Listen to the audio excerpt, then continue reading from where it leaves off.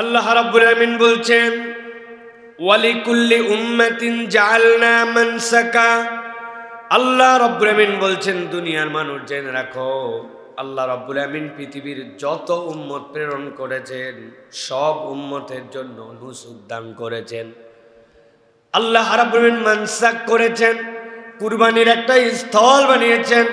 মুফাসসিরিনে কেরাম ব্যাখ্যা করছেন আল্লাহ যেখানে মানসাক বলেছেন এইটার মূল শব্দ নুসুক। নুসুক মূলত তিন ধরনের কাজের জন্য ব্যবহার হয়। একটা হচ্ছে জন্তু জবেহের জন্য, 2 নম্বর হচ্ছে হজের কাজকর্মের জন্য, আর 3 নম্বর ঈদের দিনে মানুষ যে একত্রিত হয় এই একত্রিত হওয়াটাকে নুসুক বলে। নবীজি সাল্লাল্লাহু আলাইহি সাল্লাম হাদিসের মধ্যে বলেছেন খুযু আন্নি মানাসিকাকুম, তোমরা আমার থেকে হজ শিখে নাও। তাহলে এই নুসুকের মানে হজের জন্য যে নিয়ম কানুন ওইটাও যেরকম নুসুক, জন্তু জবেহ করা আল্লাহর পক্ষ থেকে ওইটাও নুসুক। আবার যখন মানুষ ঈদের দিনে একত্রিত হয় ওইটাকেও নুসুক বলা হয়। আল্লাহ বলছেন ওয়ালিকুল্লি উম্মাতিন জাআলনা মানসাকা।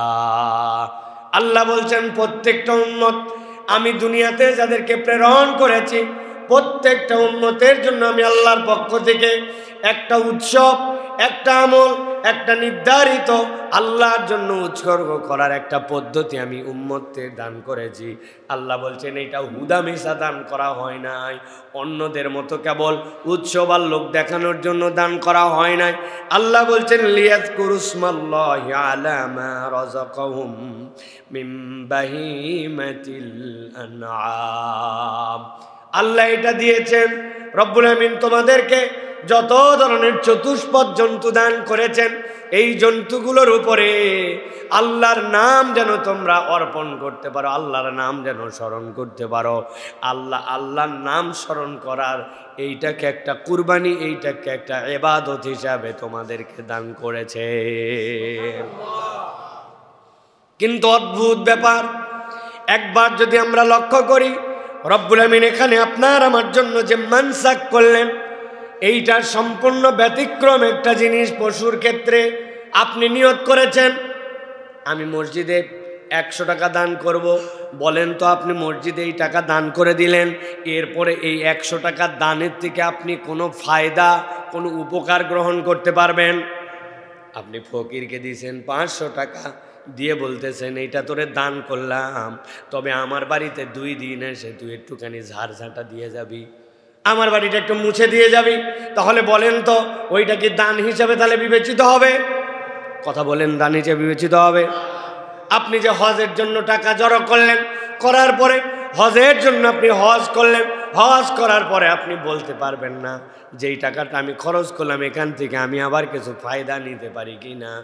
আপনার এর দ্বারা সম্ভব নয়। কিন্তু একমাত্র আল্লাহর জন্য আপনি যেই পশুর উপরে জবেহ করতেছেন আল্লাহ বলছেন আমি আমার গোলামদের জন্য এত বড় নিয়ামত এইটাকে বানাইছি, আমার জন্যই আমার দেওয়া পশুতে তার টাকায় কিনে কুরবানি করলো, আমার নাম তার উপরে জপ করলো, ওই নাম জপ করাটুকুই তার ইবাদত হয়ে গেল। এরপরে ওই পশুটুকুকে আবার আমি আল্লাহ তার মালিকানায় দিয়ে দিলাম। উম্মতে মুহাম্মাদি ছাড়া কারো জন্য এটা ছিল না। আগেকার উম্মতের জন্য নির্ধারিত পদ্ধতি ছিল, যদি কেউ কোনো পশু জবেহ করে, করার পরে রাত্রেবেলা সন্ধ্যাবেলা ওইটাকে বাইরে রেখে দিয়ে আসতে হতো। ফজরের পরে যখন সকাল হতো যাওয়ার পরে যদি দেখা যেত আসমান থেকে কোনো উল্কাপিণ্ড, কোনো আগুন এসেছে, আসার পরে যেই পশুটা মাঠের মধ্যে যেখানে রেখে আসছিল ওইটা ছাই হয়ে গেছে, ভস্মীভূত হয়ে গেছে, তাহলে বুঝে ফেলতো মানুষ আমার আল্লাহর জন্য যে কুরবানি করেছি সেইটা কবুল। আর যারটা সকালবেলা দেখা যাচ্ছে আস্ত আছে, আগের মতোই আছে, তাহলে বোঝা যেত তার এই কুরবানির মধ্যে ভেজাল আছে, আল্লাহ রব্বুল আলামিন কবুল করেন নাই। আপনাকে আমাকে রব্বুল আলামিন এই বাহ্যিক অপমান থেকেও রক্ষা করেছেন, কেননা আপনার আমার যে কামাইয়ের লেভেল যদি আল্লাহর পক্ষ থেকে বিধান থাকতো তাহলে মাঠকে মাঠ দুর্গন্ধ হয়ে যেত। দুর্গন্ধ তো হতোই হতো, সাথে সাথে আমরা অপমানিত হয়ে যেতাম। আল্লাহ রাব্বুল আমিন এই জন্য বলছেন, বান্দা আমি তোর জন্য যে নিয়ামত দিলাম, মা রাযাকাকুম মিন বাহিমাতিল আনআম, আমি রব্বুল আমিন তোকে এই বাহিমাতুল আনআম গুলাও দিয়েছি, এই পশুগুলাও আমি তোকে দিয়েছি। আল্লাহ বলছেন এইটার উপরে আল্লাহর নাম জপ করা, এইটাই হচ্ছে আল্লাহর পক্ষ থেকে দেওয়া তোমাদের জন্য একটা ইবাদত। আল্লাহ রাব্বুল আমিন বলছেন, ফাইলাহুকুম ইলাহু ওয়াহিদ, জেনে রাখো তোমাদের সকলের ইলাহ এক। যত উম্মত যাদেরকে যেটাই দেওয়া হোক ইলাহ হিসাবে, সকলের ইলাহ হচ্ছেন আল্লাহ।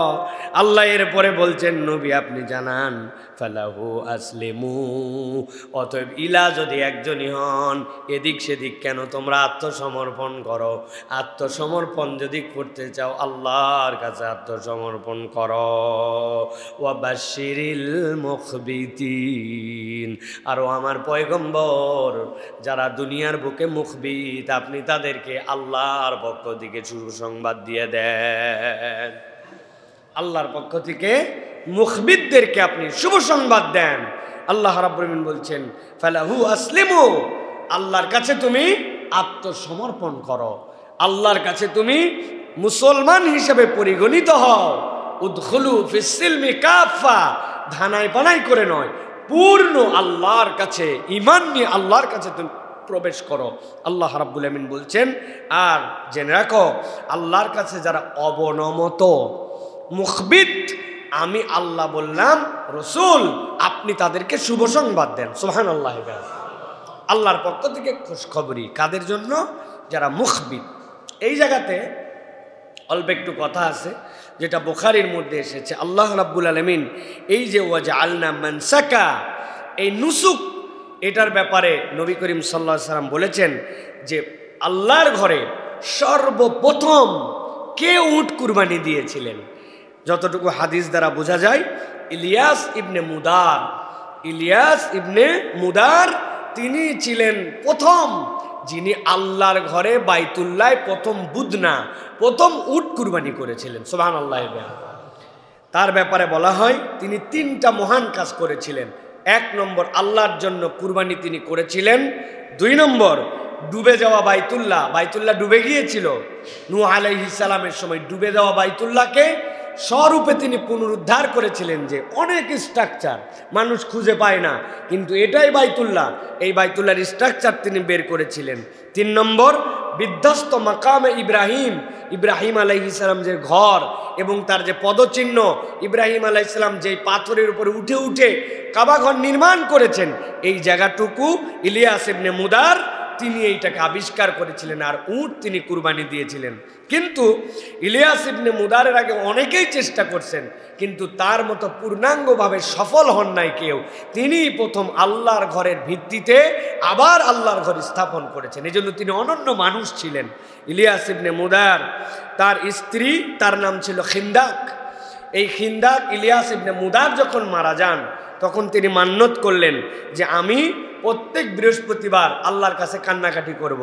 2 নম্বর আমি আর জীবনে কখনো ঘরে বাহিরে কখনো সুগন্ধি লাগাবো না। আর 3 নম্বর বিলাপ করে তিনি কান্নাকাটি করবেন। আল্লাহ রাব্বুল আলামিন এই বিলাপ করা অথবা এই ধরনের অমূলক কসম করা এইগুলা পছন্দ করেন নাই।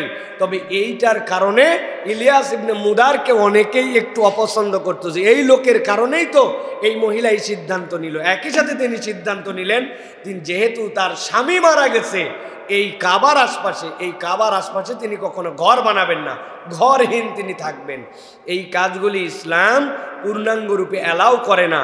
কিন্তু ইলিয়াস ইবনে মুদার যে অবদান ছিল তার, রাসূলুল্লাহ সাল্লাল্লাহু আলাইহি সাল্লাম বললেন, যেটা আসছে ইমাম মুহাইলি, তার থেকে তিনি বলছেন, নবীজি বলেছেন তোমরা ইলিয়াসকে কখনো খারাপ বলো না, কেননা আমি সাক্ষ্য দিচ্ছি যে সে মুমিন বান্দা ছিল। সুবহানাল্লাহ। মুমিন মানে কি? আল্লাহ রাব্বুল আমিন এই আয়াতে কারিমার মধ্যে তার একটা পরিচয় দিয়েছেন, ওয়ালাহু আসলিমু ওয়া বাশশিরিল মুখবিতিন, তিনি ছিলেন আল্লাহর কাছে একজন বিনয়ী বান্দা। সুবহানাল্লাহ।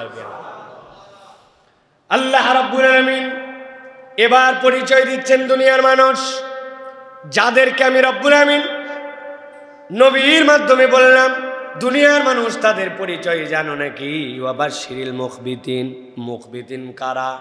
মুফাসসিররা ব্যাখ্যা করছেন, গভীর মনোযোগে বোঝেন। আগে সংজ্ঞাটা বুঝে নেই আমরা যে আল্লাহ রাব্বুল আলামিন মুখবিত শব্দ দ্বারা কি বুঝিয়েছেন। আরবিতে খাবাত শব্দের অর্থ হচ্ছে নিম্নভূমি। একটা ভূমি আছে উচ্চভূমি, আর একটা হচ্ছে খাবাত মানে হচ্ছে নিম্নভূমি। উচ্চভূমির পানিগুলা যখন বর্ষা হয় নিম্নভূমির দিকে গড়ায় যায়। একটা বরেন্দ্রভূমি বলা হয় যেগুলা লেয়ার বাই লেয়ার উঁচু, আরেকটা হচ্ছে নিম্নভূমি। এমন ব্যক্তিকে খাবিদ বলা হয় যেই ব্যক্তি নিজের যোগ্য অবস্থান থাকার পরে অহংকারী হয় না, বরং ওই মানুষটা নিজেকে নিচু মনে করে। মুফাসসিররা ব্যাখ্যা করছেন, হযরতে কাতাদা এবং ইমাম মুজাহিদ বলছেন মুখবিত মানে আর কিছুই নয়। মুখবিত মানে দুনিয়ার বুকে যেই মানুষটা বিনয়ী, যেই মানুষটার সবসময় বিনয় অবনতভাবে চলে, আল্লাহর কাছে তারাই হচ্ছে মুখবিত। আর আল্লাহ বলছেন বিনয়ী মানুষদের জন্য নবী আপনি জানান তাদেরকে আল্লাহর পক্ষ থেকে শুভ সংবাদ দেওয়া হয়েছে। হযরত আমর ইবনুল আস বলেন, যারা অন্যের উপরে জুলুম করে না এবং কেউ জুলুম করলেও ক্ষমতা থাকার পরেও অন্যায়ভাবে তার উপর থেকে প্রতিশোধ নেয় না, জুলুম করে না, আবার সে জুলুম হয়ে গেছে, সে বুঝছে যে এখন যদি আমি চাই তাহলে ব্যাপক বিধ্বংসী তার উপর থেকে আমি প্রতিশোধ নিতে পারি, ক্ষমতা থাকার পরেও প্রতিশোধ পরায়ণ হয় না, আল্লাহ বলছেন এরাই হচ্ছে মুখবিত। হযরত সুফিয়ান সাউরি বলতেছেন, যারা সুখে দুঃখে স্বাচ্ছন্দ্যে অভাব অনটনে, সুখে দুঃখে স্বাচ্ছন্দ্যে অভাব অনটনে আল্লাহর ফায়সালায় সন্তুষ্ট থাকে, তারাই হচ্ছে আল্লাহর কাছে মুখবিত। সুখের সময়ও সন্তুষ্ট কার উপর? দুঃখের সময়, অভাবে, টাকা পয়সার সচ্ছলতায় সব সময় রব্বুল আলামিনের প্রতি সন্তুষ্ট সুফিয়ান বলতেছেন তারাই হচ্ছে আল্লাহর কাছে মুখবিত। ইমাম ইবনে কাসির বলতেছেন মূলত আল্লাহ রাব্বুল আলামিন মুখবিত দ্বারা তিনটা জিনিসকে ঢুকায় দিয়েছেন। ইমাম ইবনে কাসিরের এই তাফসিরের উপর আর কোনো কথা নাই। তিনি বলছেন, এক নম্বর, যারা অহংকার এবং আত্ম অহমিকা পরিহার করে, নিজের মধ্যে যে অহংকার এটা পরিহার করে। দুই নম্বর, আল্লাহর সামনে অক্ষমতা এবং বিনয়ী ভাব সব সময় প্রকাশ করে রাখে। তিন নম্বর, যারা বন্দেগীতে একাগ্র এবং মনোযোগী। ভালো করে বোঝেন, আল্লাহর বন্দেগী সকলেই করে, নামাজ কালাম অনেকেই পড়ে, কিন্তু একাগ্রতা নাই। নামাজের মতো নামাজ চলতেছে, মনের মধ্যে যা যা প্ল্যান প্রোগ্রাম চিন্তা সবই চলতেছে, দুইটা একসাথে হয় কিনা ভাই? না, চলবে না। এই আল্লাহর ইবাদতে একাগ্রতা এবং মনোযোগ। দুই নম্বর, আল্লাহর সামনে অক্ষমতা এবং বিনয়ী ভাব। ভাই আল্লাহর উপরে তো পাওয়ার দেখানোর কিছু নাই, কিন্তু কতকের চলাফেরা দেখে বোঝা যায় মনে হয় আল্লাহর উপরে একটু পাওয়ার নিয়ে চলে আসে না ভাই? আমাদের দেশে দেখবেন ঘূর্ণিঝড় আসলে বলে আমরা ঘূর্ণিঝড় মোকাবেলা করব, বন্যা প্রতিরোধ করেছি। শুনছেন না এই শব্দ ভাই? মানে আপনি কল্পনা করতে পারেন এগুলো শব্দের ওজন কি, এগুলো শব্দের মানে কি, যে এইগুলো আমরা শব্দ হিসেবে ব্যবহার করছি। সুতরাং এই এনভায়রনমেন্টাল যে সকল বিষয় এইগুলাতেও আমাদের শব্দ সন্ত্রাস আছে, এই শব্দ সন্ত্রাস দিয়া আমাদেরকে শেষ করে দেওয়া হয়। বর্তমানেও অনেক শব্দ সন্ত্রাস চলতেছে, আপনি বোঝেনি না। এখন আমাদের সরকার বলছে আমরা অন্তর্ভুক্তিমূলক ইনক্লুসিভ গভর্নমেন্ট করব। ইনক্লুসিভ মানে কি? আবার বলতেছে আমরা একটা রেইনবো নেশন বানাবো, মানে কি? সকল রং বর্ণের মানুষের মধ্যে থাকবে। আসল উদ্দেশ্য শয়তানি, এটা ছাড়া কিচ্ছু না। আসল উদ্দেশ্য হচ্ছে যেইগুলা শয়তান, যেইগুলা খবিস, নিজেদেরকে পুরুষ থেকে নারী, নারী থেকে পুরুষ, সমকামিতাকে প্রমোট করে। এখন ডাইরেক্ট এইগুলো বললে মুসলমানরা মানতে চায় না, ওই জন্য নাম দিছে অন্তর্ভুক্তিমূলক, নাম দিছে ইনক্লুসিভ, নাম দিছে রেইনবো নেশন। এইগুলা বলে তারা আপনার আমার মধ্যে ঢুকাতে চায়। তবে মুসলমানদের হুঁশজ্ঞান থাকতে ইনশাল্লাহ কতকগুলা মানুষকে সতর্ক করবে। এই সতর্কতার উপরে আপনারা যদি বেশি মাতব্বরি করেন তাহলে যেরকম ওই পাপাচার, স্বৈরাচার, ফ্যাসিস্টদেরকে মানুষ ছুঁড়ে ফেলছে, আপনাদেরকেও ছুঁড়ে ফেলতে এক মুহূর্ত সময় নেবে না। ভালো করে এটা মনে রেখে সামনের দিকে কার্যক্রম গ্রহণ করা আমাদের উচিত হবে প্রিয় ভাইরা। সুতরাং আমরা বলবো অহংকার এবং আত্মম্ভরিতা যেটা আমাদের, নিজেদের হাম্বড়াই, নিজেদের ভাব কি হনুরে আছে না ভাই, ধরাকে সরা জ্ঞান করা আছে না ভাই। মানে আগে আমাদের আরেকটা কথা মনে পড়তেছে না এই মুহূর্তে, ওই যে কি 2 দিনের বৈরাগী লাউকে বলে, হ্যাঁ হ্যাঁ, এই যে আমাদের এই যে এইরকম ভাব, এই ভাবগুলি ভালো না প্রিয় ভাইরা। ওই যে হাতি ঘোড়া গেল তল, হ্যাঁ হ্যাঁ, মশা বলে কত জল, এখন সেই অবস্থা আমাদের হয়েছে প্রিয় ভাইরা। তো আল্লাহ রাব্বুল আলামিন বলছেন যে এই বিষয়গুলি, এইগুলার থেকে যদি তোমরা বেঁচে থাকো তাহলে এই সংজ্ঞার মধ্যে পড়বা যে তুমি মুখবিত। এবার চলেন আল্লাহ রাব্বুল আলামিন তার ভাষায় এই গুণাগুণ কাদের মধ্যে আছে এবং কোন কোন যোগ্যতা থাকলে আল্লাহ রাব্বুল আলামিন মুখবিদদেরকে আল্লাহর পক্ষ থেকে শুভেচ্ছা জানাতে, আল্লাহর পক্ষ থেকে খুশখবরি জানাতে বলছেন। আল্লাহ রাব্বুল আলামিন বলছেন, নবী আমি এইটুকু বলেই রেখে দেই নাই, মুফাসসিররা তো তাদের ভাষায় বলেছেন, কিন্তু আল্লাহ রাব্বুল আলামিন এবার স্পষ্ট করছেন, তারা শব্দের ব্যাখ্যা করেছেন। আল্লাহ এবার পারিভাষিক সংজ্ঞার বর্ণনা দিচ্ছেন, পরিচয় দিচ্ছেন এই ব্যক্তিদের স্পেসিফিক কি কি গুণাগুণ থাকবে। আল্লাহ বলছেন, আল্লাযীনা ইযা যুকিরাল্লাহু ওয়াজিলাত কুলুবুহুম ওয়াস-সাবিরিনা আলা মা আসাবাহুম ওয়াল মুকিমিস সালাতি ওয়া মিম্মা রাযাকনাহুম ইউনফিকুন। আল্লাহ রাব্বুল আলামিন এবার 4টা খুবই সংক্ষেপ, খুবই সুন্দরভাবে আল্লাহ রাব্বুল আলামিন স্পষ্ট করে দিয়েছেন। আমরাও সংক্ষিপ্ত সময়ে এই 4টা গুণে যারা আল্লাহ গুণান্বিত করেছেন এইটার সংক্ষিপ্ত ব্যাখ্যা বিশ্লেষণ কেবল শুনবই না, আজকের থেকে নিয়ত করব রব্বুল আমিন আমিও এই দলের মধ্যে অন্তর্ভুক্ত হয়ে আপনার শুভ সংবাদের ভাগীদার হতে চাই কি না? কারণ আমি বলনেওয়ালা বলে যাব, আপনি শুননেওয়ালা শুনে শুনে চলে যাবেন, এরকম হবে না। আজকে সিদ্ধান্ত হবে, আজকে নয় এখন থেকেই, যে আমরা যা শুনবো এইটুকু পালন করার জন্য চেষ্টা করতে হবে প্রিয় ভাইয়েরা।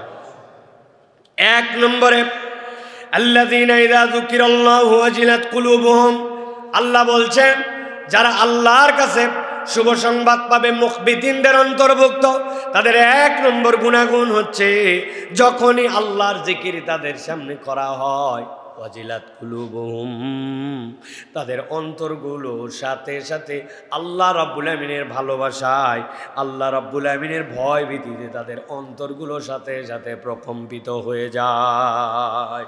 ইবনে কাসির বলছেন, কারো মহত্বের কারণে, কারো বরত্বের কারণে যখন কোনো মানুষ নিজে নিজে ভয় তৈরি হয়, নিজে নিজে যখন তার মধ্যে এমন অনুভূতি তৈরি হয়, এই ব্যক্তিটার সামনে যা তা বলা যাবে না।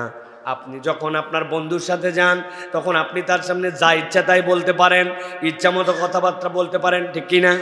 কিন্তু আপনি যদি আপনার ইমামের সামনে যান, আপনি যদি আপনার বাপের সামনে যান, একটু আগে বন্ধুর সাথে যে ভাষায় কথা বলেছেন, খিস্তি খেউর করেছেন, বাপের সামনেই কথা বলা যায় না, ইমামের সামনেই কথা বলা যায় না, ঠিক কিনা? আব্দুল্লাহ জাহাঙ্গীর স্যার রহমাতুল্লাহি আলাইহি উদাহরণ দিতেন উনি, যে দেখো মানুষ বলে তার রাগকে সে সামাল দিতে পারে না, এটা একটা সর্বাঙ্গের সত্য কথা নয়, বরং মানুষ চাইলে তার রাগকে সে নিয়ন্ত্রণ করতে পারে। আল্লাহ রাব্বুল আমিন যে বলছেন কাযিবিনাল গাইজ, রাগকে সম্বরণ করতে পারে, এটার সাথে মিলানোর জন্য বলছে। কারণ মহত্বের কারণে ভয়ভীতি কেমন হয়, স্বামী স্ত্রী ফাইট লাগাইছে, ওরে গন্ডগোল, মনে হচ্ছে বাড়ির ভিতরে কিয়ামত শুরু হয়ে গেছে, হয় না ভাই এরকম? ফাটাফাটি অবস্থা, একবারে মোটামুটি কঠিন অবস্থা, স্বামী স্ত্রী দুইজন চিল্লা চিল্লি হই চই, যখন তখন কিয়ামত কিয়ামত ভাব। এখন রাগের ঠেলায় স্বামী যা ইচ্ছা তাই বলতেছে, মনে হচ্ছে এই রাগ আর থামবে না, শেষই করে ফেলবে, এরকম একটা অবস্থা। এমন সময় বাড়ির দরজায় কেউ একজন এসে নক করেছে, ডেকেছে। এখন রাগের সময় দরজায় ডাকছে, একবার না তাও পরপর 2-3 বার কলিং বেল দিছে, বলছে খালি যাই আজকে গেটে, কোন বেটা আজকার শেষ করে ফেলবো। ধরেন ওই সময় তার বাড়ির সামনে সে ধারণা করছে কোনো ফকির মিসকিন হয়তো টাকা চাইতে আসছে, আর ব্যাক কল এতবার ডাকে নাকি শুনছি তো, ভিতরে রাখ, সামনে ওই জায়গায় আজকে কিছু না হলেও এমন কিছু কথা শোনাবে, ওর কলিজাটা ঠান্ডা করে দিবে একবারে। দরজাটা খুলছে, খুলে দেখে এমপি সাহেব দাঁড়ায় আছে। কে দাঁড়াইছে? এমপি সাহেবকে দেখেন, ভাই আপনি কিরকম করে গেছিল মোশানটা? মোশান গেছিল বক্সিং নিয়ে, এক্ষণে নাক মুখ সব উড়ায় ফেলবে। আর এমপিকে দেখে পানি হয়ে গেছে, ভাই আপনি আসবেন আমার বাড়িতে, একটু বলে আসবেন না? কেমনে কিরে ভাই আসে? এমন হাসি দিচ্ছে মনে হচ্ছে বাড়িতে এতক্ষণ শুধু হাসতে হাসতে গড়াগড়ি দিচ্ছিল, আসলে বাড়িতে কি করতেছিল ভাই? ঝগড়া করতেছিল। তো ওই ব্যক্তির ওয়েট, ব্যক্তির অবস্থান, ব্যক্তির ব্যক্তিত্ব দেখে তার 3 বারের ডাকা, অসময় আসা, ভিতরের রাগ, সব পানি, ঠিক কিনা? তাহলে মানুষ এটাকে নিয়ন্ত্রণ করতে পারে। তো ইমাম ইবনে কাসির বলতেছেন যে যুকিরাল্লাহু ওয়াজিলাত কুলুবুহুম, এটার ব্যাখ্যা হচ্ছে যখনই আল্লাহর জাহান্নামের কথা শোনানো হয়, আল্লাহর কোনো হুকুম আহকাম শোনানো হয়, এটা এই কান্দে ঢুকে এই কান্দে বের হয় না, বরং আল্লাহর মহত্বর দিকে তাকায়া ওই বান্দার দিলটা সাথে সাথে নরম হয়ে যায়, ওই বান্দার দিলটা বিনয়ী হয়ে যায়, সে আর এটার উপরে কোনো কথাবার্তা বলে না। সুবহানাল্লাহ। যার দিলের হাল এরকম, ফাতুল কাদিরের মধ্যে আসছে দৃঢ় ইমানি শক্তির প্রমাণ, আল্লাহর নামে কোনো কিছু বললে যেই দিলের মধ্যে প্রভাব বিস্তার করে, তুমি ওই দিল হয়েছে কিনা একটুখানি বিচার বিশ্লেষণ করে দেখো। যদি ওই দিল থাকে, আল্লাহ বলছেন ওই বান্দা আল্লাহর কাছে মুখবিতিনদের মধ্যে অন্তর্ভুক্ত। সূরা আনফাল 2 নম্বর আয়াতের মধ্যে আল্লাহ রাব্বুল আমিন নিজে এইটার তাফসীর করেছেন। আল্লাহ রাব্বুল আমিন যে বললেন ইযা যুকিরাল্লাহু ওয়াজিলাত কুলুবুহুম, এইটার ধারণাটা কি? আল্লাহ বলছেন ইন্নামাল মুমিনুনাল্লাযীনা ইযা যুকিরাল্লাহু ওয়াজিলাত কুলুবুহুম ওয়া ইযা তুলিয়াত আলাইহিম আয়াতুহু যাদাতুহুম ঈমানা ওয়া আলা রাব্বিহিম ইয়াতাওয়াক্কালুন। আল্লাহ রাব্বুল আমিন সূরা আনফালের মধ্যে বলছেন, গভীর মনোযোগে বোঝেন, আল্লাহ বলছেন যখন আল্লাহর নাম, আল্লাহর বিধান তার সামনে তেলাওয়াত করা হয়, আল্লাহ স্পষ্ট করে দিয়েছেন, যখন তার সামনে কোরআনের বিধান পড়া হয়, আল্লাহ বলছেন ওয়াজিলাত কুলুবুহুম, তার অন্তরটা বিনয় অবনত হয়ে যায়, আল্লাহর দিকে মনটা তার এমনভাবে আল্লাহ রাব্বুল আমিনের দিকে ভীত সন্ত্রস্ত হয়। আল্লাহ বলছেন এই ভীত সন্ত্রস্ত হয়ে ওই বান্দাটা ঘাবড়ায় যায় না। ওয়াইদা তুলিয়াত আলাইহিম আয়াতুহু, আর আল্লাহর আয়াত যখন তার সামনে তিলাওয়াত করা হয়, ওয়াজিলাত কুলুবুহুম, আল্লাহ রাব্বুল আমিন বলছেন যাদাতুহুম ঈমানা, আল্লাহর আয়াত শুনে তার ঈমানটা বৃদ্ধি পেয়ে যায়। ওয়া আলা রাব্বিহিম ইয়াতাওয়াক্কালুন, আর ওই বান্দা অন্য কোনো দিকে ভরসা করে না। এই 2 বার্তা তাকে এমন নিয়ামত দেয়, ওই বান্দা আল্লাহর উপর ভরসাকারী হয়ে যায়। যাদাতুহুম ঈমানা, এই কথাটাকে একটু বোঝেন। একটা গ্লাস অর্ধেক ভরা আছে অথবা 3% ভরা আছে 4 ভাগের মধ্যে, এখন আপনি বলছেন বাকিটা ভরাও, ঠিক কিনা? কিন্তু গ্লাস যদি পুরাটা ফাঁকা থাকে, আপনি কি বলবেন নাকি বাকিটা ভরাও? তখন আপনি বলবেন ফাঁকা গ্লাস ভরাও। কথাটা কিন্তু একটু চিকন কথা, কিন্তু ভালো করে অনুভব করেন। আবার বলি, একটা গ্লাস অথবা ধরেন একটা আপনার বাড়িতে চালের ড্রাম আছে, আপনার স্ত্রী বলতেছে চাল কিন্তু শেষের দিকে, চাল কিন্তু শেষের দিকে কিনা লাগবে চাল, আপনি চাল নিয়ে এসে বাকিটা ভরাচ্ছেন, তার মানে শেষ হয়ে যায় নাই। আর যদি বলে একবারে ফাঁকা হয়ে গেছে, তখন আপনাকে ফাঁকাটা ভরাতে হবে, ফাঁকাটা পূর্ণ করতে হবে। গভীর মনোযোগে বোঝেন, আল্লাহ রাব্বুল আমিন বলছেন ওয়াইদা তুলিয়াত আলাইহিম আয়াতু যাদাতুহুম ঈমানা, ঈমান যদি না থাকে তাহলে বাড়বে আবার কেমনে? আল্লাহ বলছেন যাদের অন্তরের মধ্যে ঈমান আছে, সে যদি আল্লাহর বিধান শোনার পরে দিলটাকে আল্লাহর আল্লাহর ভয়ে ভয়ে বিহব্বল করে তোলে। এরপরে আল্লাহর আয়াত যদি তাকে বলা হয়, আল্লাহ বলছেন তার ঈমানকে আল্লাহ এমন বাড়াবেন, ওই ঈমানের বাড়ানোর লেয়ারটা আল্লাহ বলছেন ওয়ালা রাব্বিহিম ইয়াতাওয়াক্কালুন। ওই বান্দার কারো প্রতি ভরসা করবে না, তার ঈমানের কারণে সে আল্লাহর উপরে ভরসাকারী হয়ে যাবে। মাঝে মাঝে আমি উদাহরণ দেই, আমার বাচ্চাদেরকে মাঝে মাঝে বলি, মা আমার জন্য একটু পানি নিয়ে আসো তো। একই কেস, যেরকম দরজা খোলার জন্য 3 জনকে লাগে, যদি 3 জন থাকে তো পানি আনার জন্য দেশুর 3 জন। একজন পানি নিয়েছে, ছোট মানুষ, গ্লাস ভরাতে ভরাতেই এমন ভরাইছে গ্লাসের উপরেও আধা সুত উঠে গেছে, পরে নাই কিন্তু টাইটুম্বুর। এখন গ্লাস আমার দিকে নিয়ে আসতেছে, গ্লাস নিয়ে আসলে আমি বুঝছি এখন গ্লাস আনলে গ্লাস থেকে পানি পড়ে যাবে, পড়লেই তো ঘরটা মাখবে, মাখলেই তো কাউকে নাও কাউকে ওর মাকে মোছা লাগবে, পরিষ্কার করা লাগবে। এখন আমি বলছি বাবা যেখানে ছিলে ওইখানেই গ্লাস ধরে দাঁড়া। তৃষ্ণা আমার, পানি আমার দিকে আসতেছে, কিন্তু এখন পানি যেন পড়ে না যায়, গ্লাস টাইটম্বুর, ওই জন্য এখন তৃষ্ণাই যাচ্ছে গ্লাসের কাছে। আমি যাওয়ার পরে প্রথমে একটা চুমুক দেই হালকা করে ওর হাতে ধরে, এই পানিটার লেয়ারটা নামায় নিলাম, এরপরে গ্লাস নে তারপরে পানি খাই। আপনার আমার জীবনে এরকম ঘটনা আছে কিনা? আল্লাহ রাব্বুল আমিন বুঝাচ্ছেন, এই দুনিয়ার মানুষ, তুমি ঈমান আছে বলো, কিন্তু তোমার ঈমান আছে তার প্রমাণ কোথায় দেখো তো। ঈমান যদি থাকে, আল্লাহ বলছেন তার প্রমাণ হচ্ছে আল্লাযীনা ইযা যুকিরাল্লাহ ওয়াজিলাত কুলুবুহুম।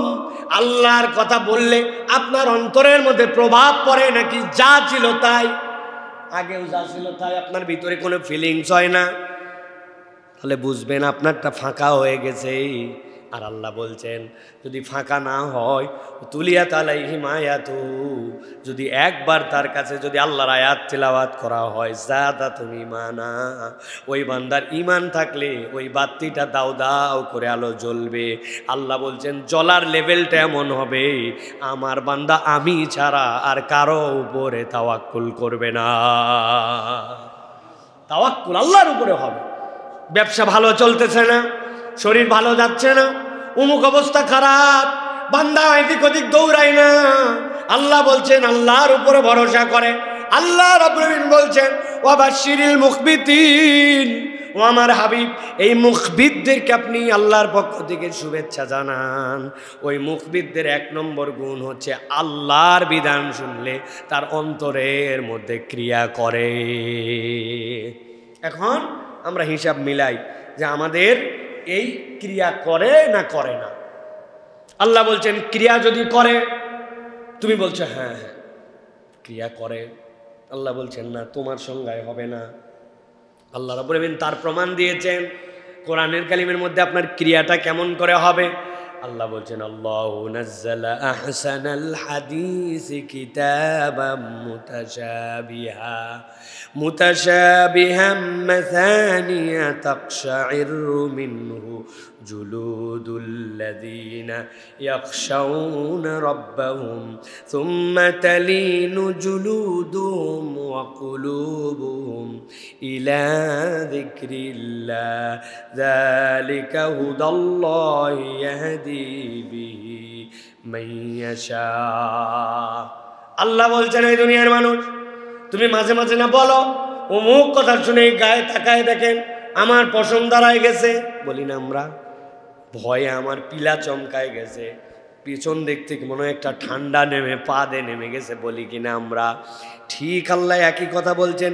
আল্লাহ এমন কিতাব তোমাদেরকে অবতীর্ণ করেছেন যার মধ্যে আল্লাহ রব্বুল আলামিন তোমাদের জন্য আল্লাহর পক্ষ থেকে দিক নির্দেশনা দিয়েছেন। যখন বান্দা এই কিতাবের বিধান শুনে তাকশাইরু মিনহু জুলুদুল্লাযীনা ইয়াখশাউনা রাব্বাহুম, যারা আল্লাহকে ভয় করে তাদের আল্লাহ বলছেন তাদের চামড়ার উপরে যেই পশমগুলি আছে আল্লাহর ভয়ে এইগুলা দাঁড়ায়া যায়। আল্লাহ বলছেন অনুভূতির লেভেলটা এমন হয় যে যখন সেরকম আল্লাহর ভয়ে ভীত বিহ্বল হয়, সুম্মা তালিনু জুলুদুহুম ওয়া কুলুবুহুম লিযিকরিল্লাহ, ভয় পাইছি বিরাট ভয়, আল্লাহ বলছেন এইটার কোনো ভ্যালু নাই। এমন ভয় পাইছে, আল্লাহ বলছেন এরপরে তার পুরা শরীর আর তার অন্তর আল্লাহর জিকিরে নিমজ্জিত হয়ে যায়। সুম্মা তালিনু জুলুদুহুম ওয়া কুলুবুহুম, শরীরও যেরকম অবনত হয়, অন্তর অবনত হয়। আমি আল্লাহকে ভয় করি, ইনশাআল্লাহ বলি, কিন্তু কাজ হয় না। আল্লাহ বলছেন আল্লাহর ভাষা কেবল ভীত বহব্বলি হও নাই, তোমার অন্তর তোমার শরীর আল্লাহর জন্য বিনম্র হয়ে গেছে। তালিম, তালিম মানে কি? মিশে যাওয়া, মিলে যাওয়া। যা অন্তরের ফিলিংস, ওই ফিলিংসের সাথে তোমার কাজ মিলে গেছে। ওয়াজ শুনছে, জাহান্নামের ভয় এরকম কি? যদি সুদ খান এই অপরাধ, ঘুষ খান এইরকম শাস্তি, অপরের সম্পদ যদি মেরে দেন পিছনের দিকে আল্লাহ ডান্ডা বেরি লাগায়া জাহান্নামে নামায় ফেলবেন। ভয়ে কিভাবে সহ্য করব? ভয়ে অস্থির। কিন্তু তার কাজ আর ওই যে সম্পদটা মেরে খাইছে ওইটা ফেরত দেওয়ার কোনো চিন্তা হয় নাই। আল্লাহ বলছেন এই সকল ভুয়া ভয়ের কোনো দাম নেই। তার ভয় পেয়েছে এবং তার শরীর এবং অন্তর বিনম্র হয়ে গেছে। আল্লাহ বলছেন যালিকা হুদাল্লাহি ইয়াহদি মান ইয়াশা। আল্লাহ বলছেন এটাই হচ্ছে আল্লাহর পক্ষ থেকে হেদায়েত। আল্লাহ যাকে ইচ্ছা হেদায়েত দেন। আল্লাহ রাব্বুল আলামিন ওয়া মান ইউদ্লিলিল্লাহু ফামা লাহু মিন হাদ। আর কেউ যদি পথভ্রষ্ট হয়ে যায়, কার ক্ষমতা আছে তাকে হেদায়েত দিবে?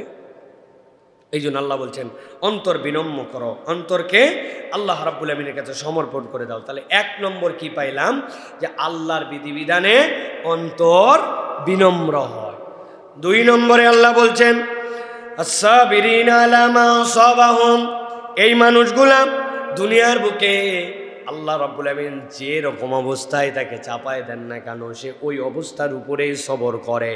আল্লাহ রাব্বুল আমিন বলছেন যা খুঁয়েছে, হারিয়ে ফেলছে এরকম অনেক কিছু আমাদের, অথবা আমাদের উপরে এমন কিছু আরোপ করে দেওয়া হয়েছে যেটা আমি হারিয়ে ফেলেছি, অথবা যেটা আমার উপরে বিপদ এসেছে, উভয় অবস্থাতেই এই বান্দাটা আল্লাহর উপরে ধৈর্য ধারণ করে। আল্লাহর ধৈর্য ধারণের উপরে, নিয়ামতের উপরে তার এইগুলা প্রভাব বিস্তার করতে পারে না। আল্লাহ বলছেন যার অন্তরটা এইরকমভাবে আল্লাহর উপরে সবরকারী, নবী আপনি জানান এরাও হচ্ছে আল্লাহর পক্ষ থেকে শুভ সংবাদ প্রাপ্ত দল। সুবহানাল্লাহ। বলতে সহজ, খুবই সহজ মনে হয় যে আমরা তো ধৈর্য ধরে আছি, এত সহজ নয়। নবীজি সাল্লাল্লাহু আলাইহি ওয়াসাল্লাম হাদিসের মধ্যে এটা ব্যাখ্যা করেছেন, সহিহ মুসলিম 7229 নম্বর হাদিস, 7229 নম্বর হাদিসের মধ্যে নবী করিম সাল্লাল্লাহু আলাইহি ওয়াসাল্লাম বলছেন আজাবাল লিআমরিল মুমিন। মুমিনের বিষয়টা তো বড়ই আজব। কেন আজব? নবীজি বলছেন ইন্না আমরাহু কুল্লাহু খাইর। মুমিনের যা আছে জীবনে সবই কল্যাণ। সুবহানাল্লাহ বলেন। কিভাবে? নবীজি বলছেন ওয়ালাইসা যালিকা লিআহাদিন ইল্লা লিলমুমিনিন। মুমিন ছাড়া কারো জীবনে এটা হওয়াই সম্ভব নয়। আল্লাহু আকবার। মুমিনের যা আছে সবই কল্যাণ, মুমিন ছাড়া নবী বলছেন এটা কারো জীবনে হওয়াই সম্ভব নয়। কিভাবে? নবী বলছেন ইন আসাবাতহু সাররাউ শাকারা ফাকানা খায়রাল লাহু। যখন তার উপরে কোনো খারাপ অথবা তার উপরে কোনো কঠিন বিষয় পতিত হয়, এই অথবা তার উপরে কোনো কল্যাণ আল্লাহ রাব্বুল আলামিন দেন, যে এই বান্দাটা আল্লাহ রাব্বুল আলামিনের পক্ষ থেকে একটা ভালো বিষয় পেয়ে গেছে, সাথে সাথে সে আল্লাহ রাব্বুল আলামিনের কৃতজ্ঞতা করে, আর কৃতজ্ঞতা তো তার জন্য কল্যাণ। এরপরে নবীজি বলছেন ওয়াইনা আসাবাতহু দাররা, অথবা তার উপর যদি কোনো খারাপ কিছু আসে সাবারা, তাহলে সে এর উপরে ধৈর্য ধরে, ফাকানা লাহু খায়র, তাহলে এটাও তার জন্য খায়রাল্লাহু, এটাও তার জন্য কল্যাণ। ভালো একটা কিছু পাইছে, কৃতজ্ঞ হয়ে গেছে, এটা তার কল্যাণ। কিছু একটা খারাপ হয়েছে, ধৈর্য ধরছে, আল্লাহ না বলছে তুমি ধৈর্য ধরো, তাহলে মুখবিতিনদের অন্তর্ভুক্ত হবে, ওইটাও তার জন্য কল্যাণ। ভালো হলেও তার কল্যাণ, খারাপ হলেও তার কল্যাণ। সুবহানাল্লাহ। নবীজি সাল্লাল্লাহু আলাইহি সাল্লাম এটা বলেছেন প্রিয় ভাইয়ের। এই জন্য আল্লাহর সিদ্ধান্তে সন্তুষ্ট থাকা এটাই আমাদের জন্য বিজয়। কি বলেছি ভাই? আল্লাহর সিদ্ধান্তে সন্তুষ্ট থাকা এটাই আমাদের জন্য বিজয়। কোরআন এইগুলো আমাদেরকে ইন্ডিকেট করেছে। ইউসুফ আলাইহিস সালাম তাকে ছলনা করা হলো না, এরপর ইউসুফ আলাইহিস সালামকে ধরে নিয়ে যায় জেলে রাখা হলো। জেলে রাখা হয়েছে না? বলেন তো ভাই, জেলে রাখা কি আমাদের জন্য ভালো কাজ না খারাপ কাজ? আমাদের স্বাভাবিক বিশ্লেষণে এটা আমাদের জন্য কল্যাণ না অকল্যাণ?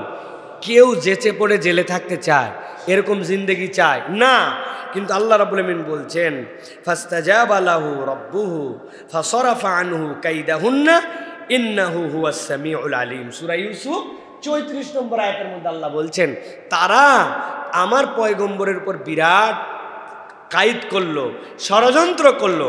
আল্লাহ রাব্বুল আলামিন তাদের ষড়যন্ত্রকে নস্যাৎ করলেন। কিভাবে? আল্লাহ তাকে জেলের মধ্যে নিয়ে গেলেন। আমরা দেখছি জেলের মধ্যে নিয়ে যাওয়া বিপদ, আর আল্লাহর ভাষায় ওই জেল ছিল তার জন্য সবচেয়ে বড় নিরাপদ। রব্বুল আমিন সবচেয়ে বড় নিরাপত্তা তার মধ্যে তাকে দিয়েছেন। শুধু নিরাপত্তাই নয়, বিনা পুঁজির একটা এমন যোগ্যতা আল্লাহ দিয়েছেন যে পৃথিবীতে আর কোনো পয়গম্বরকে, আল্লাহ সকল পয়গম্বরকে দিয়েছেন কিন্তু বিনা পুঁজিতে। এই জিনিসটা আল্লাহ রাব্বুল আমিন কোনো পয়গম্বরকে সম্মানিত করেন নাই। বলেন তো ভাই, স্বপ্ন একজন দেখলো আর আমি স্বপ্নের ব্যাখ্যা করলাম, এর পুঁজি কি? ইউনিভার্সিটিতে পড়ালেখা করা লাগছে না ভাই? হ্যাঁ, কোনো পুঁজি আছে এটার ভাই? আপনি স্বপ্ন দেখছেন, কোনো পুঁজি নাই, আর আমি স্বপ্নের ব্যাখ্যা করছি, কোনো পুঁজি নাই। পুঁজিহীন আল্লাহ এমন এলেম দিলেন, সুবহানাল্লাহ। আমি অনেক জ্ঞানের কিন্তু অনেক পরিশ্রম করা লাগে। আপনি যদি গণিত শিখান, পুঁজি লাগবে না? লাগবে না ভাই?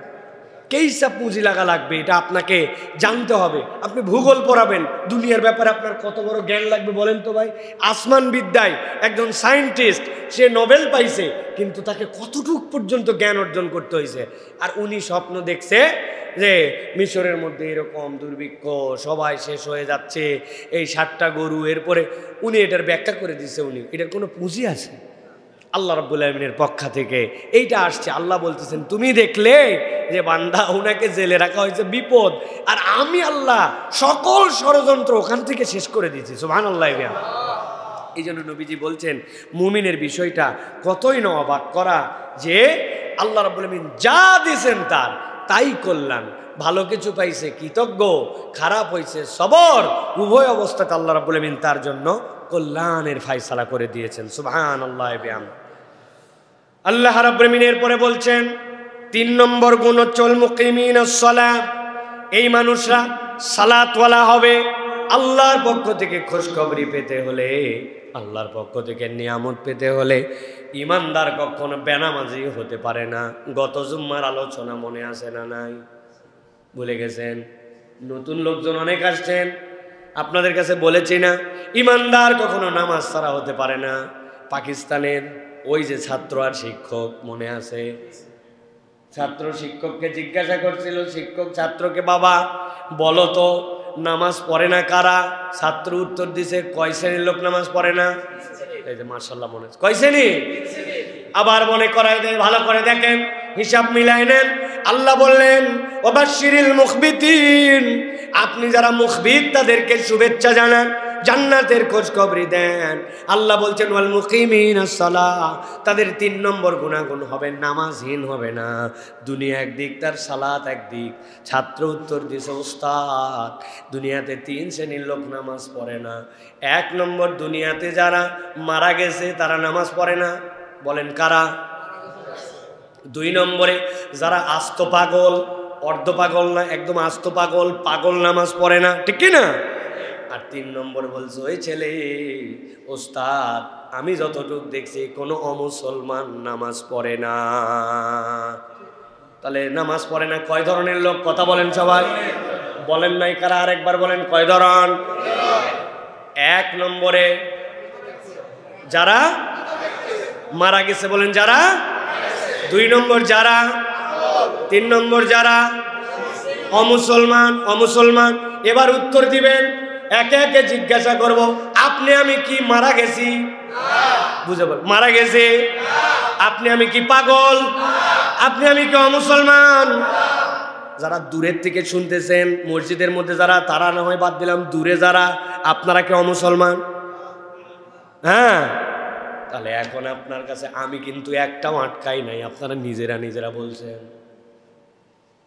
আপনারা নিজেরাই বলছেন পাগল নন, অমুসলমান নন, আবার নিজেরাই বলছেন আমরা হচ্ছে দুনিয়ার বুকে মৃত নন, তাহলে আপনি যদি জীবিত থাকেন, আপনি যদি পাগল না হন আর অমুসলমান না হন, তাহলে আপনার নামাজ পড়া লাগবে। নামাজ যদি না পড়েন, ওই তিনটার মধ্যে একটাই ঢুকে যাওয়ার সম্ভাবনা আছে, ঠিক কি না? একজন নাকি জিজ্ঞাসা করছে, এই তুই কি ভিক্ষা করা ছেড়ে দিছিস না এখনো করিস? ওই লোক আগে সত্যি ভিক্ষা করতেন, এখন কি উত্তর দিবে ভাই? ভিক্ষা করা ছেড়ে দিছিস না এখনো করিস? বলবে না না, তার মানে কি আগে ভিক্ষা করতে এখন বাদ দিস। আর যদি হ্যাঁ হ্যাঁ, তার মানে আগেও ভিক্ষা করতে এখনো ভিক্ষা করে। তাই প্রশ্নটা কিন্তু আটকায় গেছেন ভাই। আল্লাহ রাব্বুল আলামিন এই জন্য বুঝাইছেন, হায়াত আছে যার, পাগল নয় যে, আর ইমানের দাবিদার ও নামাজ ছাড়া থাকতে পারে। এখন আপনার সিদ্ধান্ত, এটা বাকিটা আপনার কাছে। এই আলোচনা শেষ। 4 নম্বরে আল্লাহ রাব্বুল আলামিন বলছেন, ওয়াবাশশিরিল মুখবিতিন, যারা মুখবিত তাদের শুভ সংবাদ দেন। 4 নম্বর তাদের গুণাগুণ কি? 4 নম্বর তাদের গুণ হচ্ছে ওয়ামিম্মা রাযাকনাহুম ইউনফিকুন। আল্লাহ বলছেন, আল্লাহ তাদেরকে যে রিজিক দিয়েছেন, ওই বান্দা কৃপণতা করে না, ওই রিজিক থেকে বান্দা খরচ করে। সুবহানাল্লাহ। আল্লাহ রাব্বুল আলামিন সূরা আলে ইমরান 37 নম্বর আয়াতের মধ্যে বলছেন, ইন্নাল্লাহা ইয়ারযুকু মান ইয়াশাউ বিগাইরি হিসাব। এই দুনিয়ার মানুষ, রব্বুল আলামিন যাকে ইচ্ছা তাকে হিসাব ছাড়া রিজিক দিতে পারেন। মুখবিতরা যদি 3টা গুণ পূরণ করে, আল্লাহ রাব্বুল আলামিন 4 নম্বরে যে বলেছেন সে তার রিজিক থেকে রিজিক দান করে, আল্লাহ তাকে এমন রিজিক দিবেন সে দান করে হিসাব করতে পারবে না, হিসাবের মধ্যে আনতে পারবে না। আল্লাহ রাব্বুল আলামিন তার যে গুণাগুণের কথা বলেছেন, যে 1 নম্বর সে যদি যুকিরাল্লাহু ওয়াজিলাত কুলুবুহুম, 2 নম্বর যদি ওই বান্দা আস-সাবিরিন আলা মা সাবাহুম, তার হালতের উপর সে যদি সবরকারী হয়, আর 3 নম্বর যদি নামাজি হয়, আল্লাহ বলছেন তার 4র্থ গুণ হবে ওয়ামিম্মা রাযাকনাহুম ইউনফিকুন, সে আল্লাহর দেওয়া রিজিক থেকে দান করে। কিন্তু আল্লাহ বলছেন, আল্লাহ তো রিজিক দেয়, দানও করে, কিন্তু আল্লাহ তাকে কি দিবেন? ইন্নাল্লাহা ইয়ারযুকু মান ইয়াশাউ বিগাইরি হিসাব। আল্লাহ যাকে ইচ্ছা তাকে হিসাব ছাড়া রিজিক দিবেন। ওই হিসাব ছাড়া রিজিক অন্য কেউ পাবে না, মুখবিত বান্দারা পাবে। সুবহানাল্লাহ। ইমাম ইবনে আশুর রাহমাতুল্লাহি আলাইহি আত-তাহরিব ওয়াত তানওয়ীরের মধ্যে বলছেন, বান্দা একটু ভালো করে বোঝো, আল্লাহ বলছেন হিসাব ছাড়া রিজিক দেন। অনেকেই বলে আল্লাহ আমাকে অনেক দিছে ভাই, তার মানে বুঝেন আপনি বেহিসাব দেয় নাই। আল্লাহ যেটা দিছে আপনি গুনতে পারবেন না, গুনতে না পারার মানে হচ্ছে ওটা বেহিসাব। সুবহানাল্লাহ বলেন। আপনি যদি গুনতেই পারেন, হিসাবের মধ্যে আনতে পারেন, তাহলে কেমনে হলো? আল্লাহ আপনাকে হিসাবের মধ্যে মিলাতে দিবে না। কেমনে চলে যায়, কেমনে পার হয়, কোত্থেকে আসে, আমার হিসাবে কুলায় না। রব্বুল আলামিন বলছেন ওইটাই না হচ্ছে বেগাইরি হিসাব। আল্লাহ রব্বুল আলামিন তোমাকে অজস্র দিবেন। ওইটার ধরন কি? আল্লাহ কুরআনুল কারীমের সূরা আলে ইমরানের 73-74 নম্বর আয়াতের মধ্যে আল্লাহ সেটারও ধারণা দিয়েছেন, কুল ইন্নাল ফাদলা বিয়াদিল্লাহি ইউতিহি মান ইয়াশা ওয়াল্লাহু ওয়াসিউন আলিম। আল্লাহ বলছেন বান্দাদেরকে বলেন, দুনিয়ার যত ফদল, দুনিয়ার যত নিয়ামত, সবগুলা আল্লাহর হাতে। কার হাতে? ইউতিহি মান ইয়াশা, আল্লাহ যাকে ইচ্ছা তাকে দেন। যাকে ইচ্ছা মানে কি? আল্লাহ বলছেন ওয়াবাশশিরিল মুখবিতিন, আপনি মুখবিতদেরকে শুভ সংবাদ দেন। আল্লাহ বোঝাতে চান রব্বুল আমিন যাকে ইচ্ছা মানে আমার কোয়ালিটির মধ্যে যে আসছে আমি ওই বান্দাদেরকে নিয়ামত দেই। আল্লাহু ওয়াসিউন আলিম, আল্লাহ মহা প্রশস্ত সর্বজ্ঞ। আল্লাহু ওয়াসিউন আলিম, আল্লাহ যদি বাঁচায় রাখে আমাকে, শুধু এই আয়াতের উপর একদিন একটা খুতবা দেব ইনশাআল্লাহ। ওয়াসে মানে কি, আলিম মানে কি, আল্লাহ কি বার্তার মধ্যে ঢুকাইছেন আল্লাহ নিজে একটু ব্যাখ্যা করছেন। ইয়াখতাসু বিরহমাতিহি মান ইয়াশা ওয়াল্লাহু যুল ফাদলিল আযীম। আল্লাহ বলছেন আল্লাহ যাকে ইচ্ছা তাকে আল্লাহ রাব্বুল আলামিন নির্বাচিত করে নেন। সুবহানাল্লাহ বলেন। সুবহানাল্লাহ। ইয়াখতাসু বিরহমাতিহি মান ইয়াশা, রব্বুল আলামিন যাকে ইচ্ছা তাকে নির্বাচিত করেন। ইয়াখতাসু মানে নির্বাচিত করা, খাস করা। আল্লাহ বলছেন আল্লাহু যুল ফাদলিল আযীম, আল্লাহ রাব্বুল আলামিন সর্বজ্ঞাত, তার কাছে যত ফদল আছে। সুবহানাল্লাহ। নবীজি সাল্লাল্লাহু আলাইহি ওয়াসাল্লাম এটার একটা উদাহরণ দিয়েছেন যে এটা কিভাবে ওয়াসিউন আলিম আর যুল ফাদল কিভাবে হতে পারে। নবীজির উদাহরণ খেয়াল করেন। নবীজি বলছেন তোমাদের আর ইহুদি নাসারাদের দৃষ্টান্ত হচ্ছে ওই লোকের মতো। তোমরা মানে কারা? আমরা। আমরা বলেন তোমরা কারা? ইমানদারেরা। নবীজি বলছেন তোমাদের আর ইহুদি নাসারাদের দৃষ্টান্ত ওই লোকজনের মতো, কয়েকজন কাজ করলো সকাল থেকে দুপুর পর্যন্ত। কোন থেকে কোন পর্যন্ত?